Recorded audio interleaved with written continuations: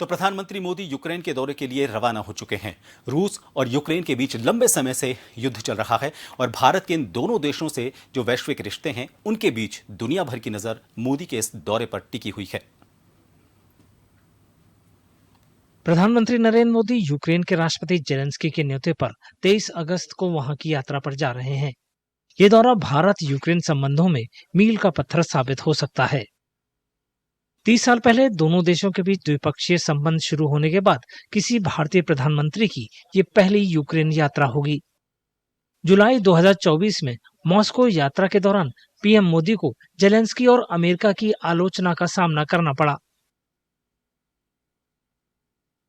Ukraine से पहले प्रधानमंत्री मोदी 21 और 22 अगस्त को पोलैंड में होंगे। ये 45 साल में किसी भारतीय प्रधानमंत्री का पहला पोलैंड दौरा होगा।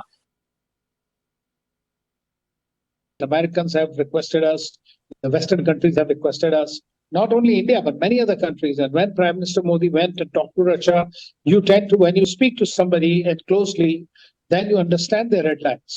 Zelensky had requested India and Italy also to help if we can, because they know that we have certain leverage with the Russians. And therefore, I would say we are taking this step in the cause of peace. And that's what Prime Minister Modi is trying to do. As far as Ukraine, apart from taking the leadership, the relationship to pre-war levels.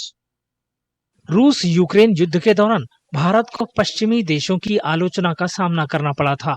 शांति और बातचीत की वकालत करते हुए भारत ने रूस से पहले रियायती दरों पर तेल पहले से ज्यादा खरीदा। रूस यूक्रेन युद्ध के दौरान पीएम मोदी ने जेलेंस्की और पुतिन दोनों से बातचीत जारी रखी और दोनों देशों को बातचीत के जरिए विवाद सुलझाने की नसीहत दी।